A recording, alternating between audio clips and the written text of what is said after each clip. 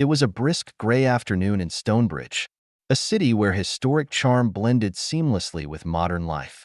The picturesque streets and lively marketplaces often masked the deeper tensions simmering beneath the surface. Evelyn Carter, a poised woman in her early 30s, stepped out of her favorite cafe, clutching a steaming cup of coffee in her gloved hands.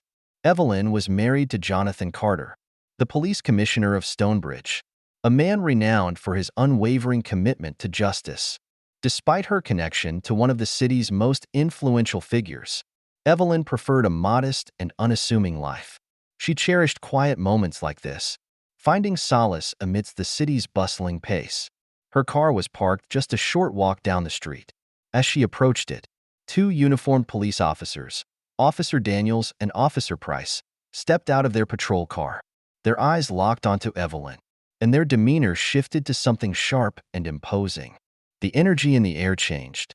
Sensing their focus, Evelyn's stomach tightened. "Excuse me, ma'am," Officer Daniels called out, his tone firm and uninviting. Evelyn paused, confused but calm. "Yes, officer, can I help you?" Daniels exchanged a glance with Price before stepping closer. "We've had reports of suspicious activity in this area. We need to ask you a few questions." Evelyn furrowed her brows. "Suspicious activity? I just left the cafe," she said, gesturing toward the warm, inviting shop she had exited moments ago. "Is there a specific reason you stopped me?" Price crossed his arms, his eyes narrowing. "We need to search you," he stated flatly.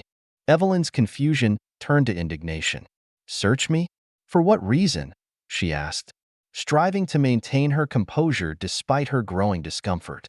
Daniel's voice turned colder. "Are you refusing to cooperate?" "I'm not refusing," Evelyn said firmly. "I just want to know why you're doing this." Without another word, Price stepped forward and grabbed her arm. "Turn around," he demanded, pulling out a pair of handcuffs. "Excuse me?" Evelyn exclaimed, disbelief and outrage lacing her voice. She tried to reason with them. "I've done nothing wrong. This is completely unnecessary." Ignoring her protests, Price snapped the cold metal cuffs onto her wrists. Passers-by slowed their steps, glancing at the scene with a mix of curiosity and discomfort. Evelyn's cheeks burned with humiliation as Price began patting her down. She felt stripped of her dignity, the stares of bystanders deepening the sting. "I want to call my husband," Evelyn said, her voice trembling but resolute. Daniels smirked. "Go ahead," he said mockingly. "Who's your husband? Let's see if he can save you." Fumbling with her phone, Evelyn struggled to dial with her cuffed hands. When the line connected, Jonathan Carter's deep, steady voice came through. "Evelyn, is everything all right?" Her voice wavered slightly, but she kept her tone measured. "Jonathan, I need you. Officers Daniels and Price are detaining me near Maple Street. They're accusing me of something." There was a brief pause, and then Jonathan spoke, his voice carrying an edge of controlled fury. "Stay right where you are. I'm on my way." Evelyn hung up and looked at the officers, her composure returning. "You'll find out soon enough who he is." Minutes later, a sleek black SUV came to a sharp stop at the scene. The door swung open, and Jonathan Carter stepped out, tall and commanding in his commissioner's uniform. His presence immediately shifted the atmosphere. The street seemed to hold its breath as he strode toward the officers, his expression a storm of anger and control. Daniels and Price recognized him instantly, their previous confidence dissolving into unease. "Commissioner Carter," Daniels stammered, his posture stiffening. "We didn't realize." "That's obvious," Jonathan interrupted, his voice low and cutting. "Explain yourselves. Why is my wife in handcuffs?" Price hesitated before replying. "We had reports of suspicious activity, sir." She matched the description. Jonathan's eyes narrowed. "Matched the description of what? A criminal? Did she resist? Did she threaten you?" "No, sir," Daniels mumbled, his voice barely audible. Jonathan took a step closer, his voice dropping to a dangerous calm. "Then why did you feel it necessary to humiliate her? Was it her appearance? Her skin color? Is that what made her suspicious to you?" Daniel's face turned ashen. and Price stared at the ground, unable to meet the commissioner's piercing gaze. The tension was thick as Jonathan pulled out his phone and made a call. "This is Commissioner Carter. I want Officers Daniels and Price suspended immediately. Pending investigation. Internal Affairs needs to handle this now." The two officers exchanged panicked glances, their smug expressions replaced with fear and regret.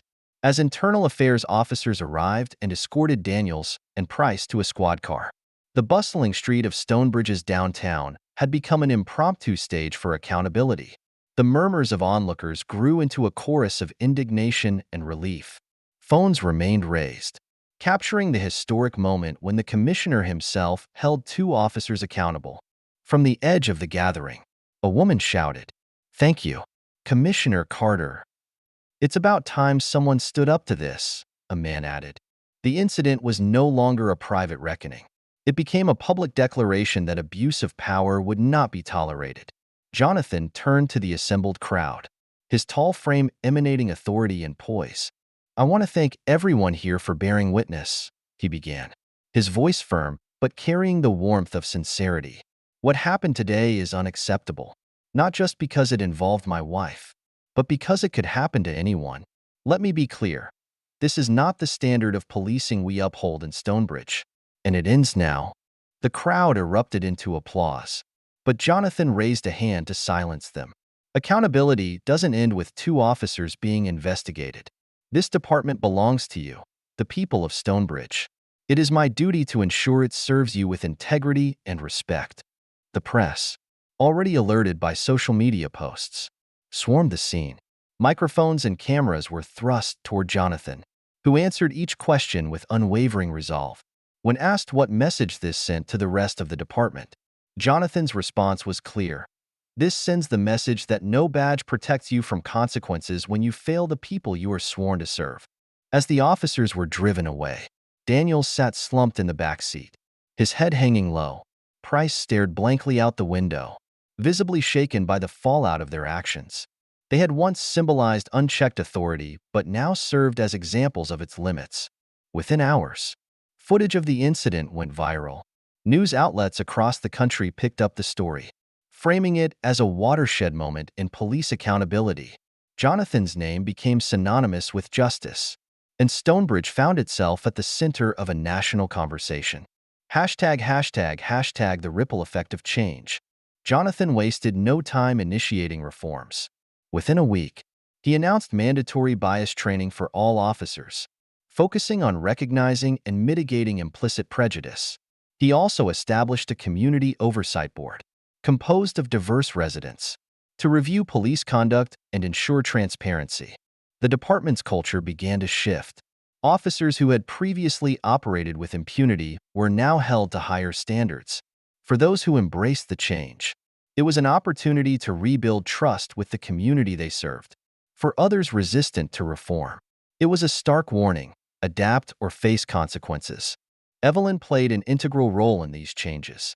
Initially reluctant to step into the spotlight, she realized her experience could catalyze broader conversations.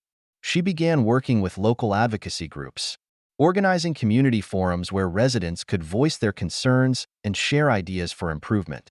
"Change doesn't happen in isolation," Evelyn said during one forum. "It takes all of us, leaders, officers, and citizens, to create a system that works for everyone." Jonathan also introduced structural changes, such as body cameras for all officers and real-time monitoring to ensure accountability. An anonymous tip line was created for both citizens and officers to report misconduct without fear of retaliation. Stonebridge's transformation extended beyond the police department.